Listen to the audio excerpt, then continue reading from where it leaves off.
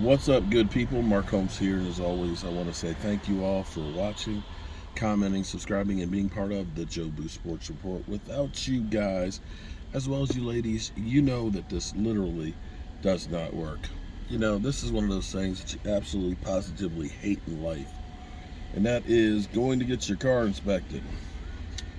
You know, I was coming on in around and getting ready to get on the line, taking my time to go through there, and this woman jets in front of me.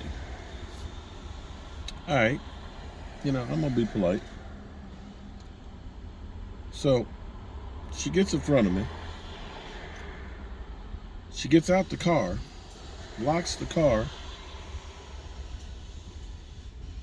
and leaves.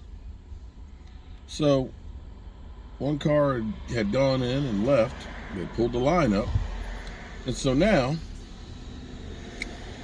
she's not here to move her car up in the line. I'm thinking about going back to where I originally was. Don't let this other car up here go in and come out, and then she's still sitting here. I will go past it. I mean, this is ridiculous. If I got to sit my ass out here in the heat and everything else and wait, you need to be sitting your ass out here as well. So, while I was sitting here, I was listening to the Mike McCarthy press conference, and Mike McCarthy has gone through and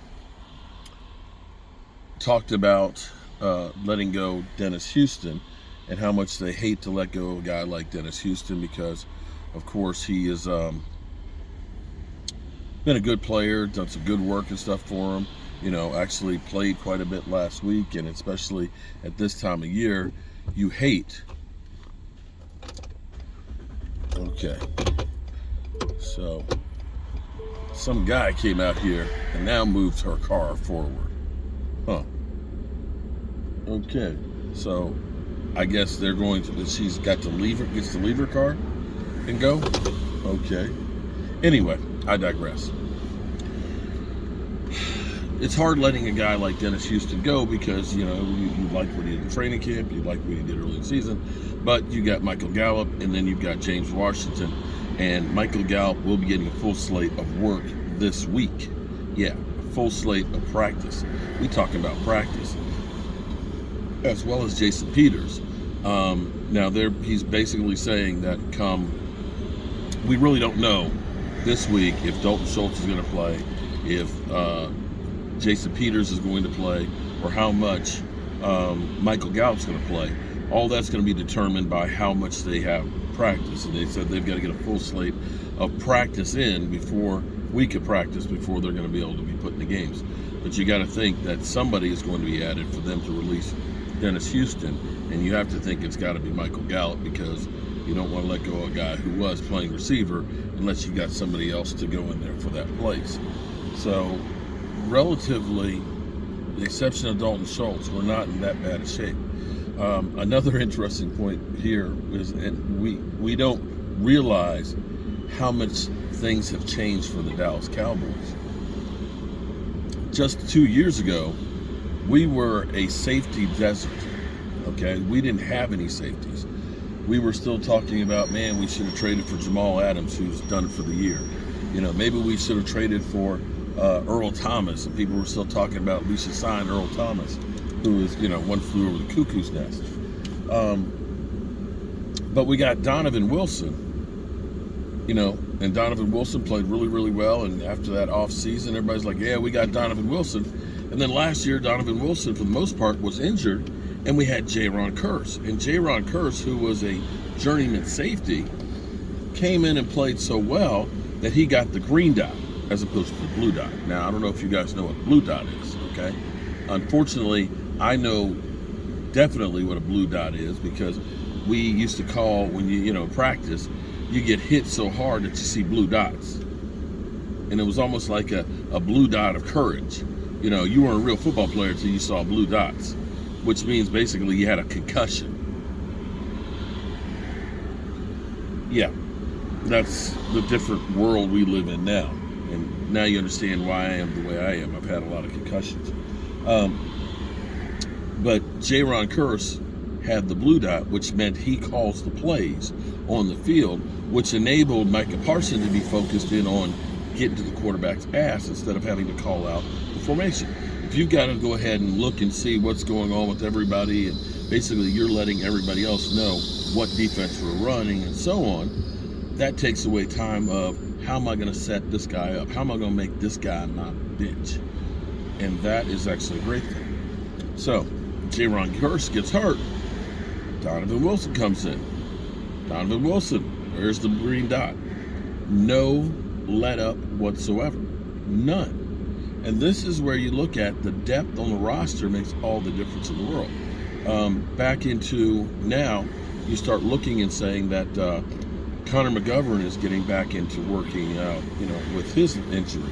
And I don't know if he'll be back ready to play this week, but probably by the time we play Washington, he'll be ready to go. And so now you start saying, okay, now we're going to have some options because we're going to have Jason Peters, we're going to have Connor McGovern. Do we look at it and say, let's put Jason Peters and have him starting left tackle, and we end up taking Tyler Smith and putting him back at guard where he trained all off season, and say, now we've got a really strong left side again?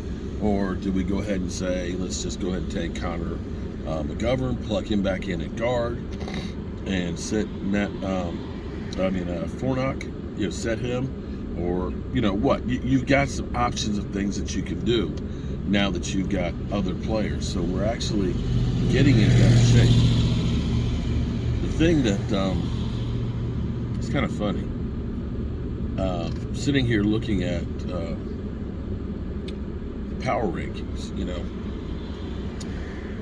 we all knew that the first half of the season for the Cowboys is going to be the worst part, because you look at it and you say you're going to play Tampa Bay, you're going to play the AFC champion Cincinnati Bengals.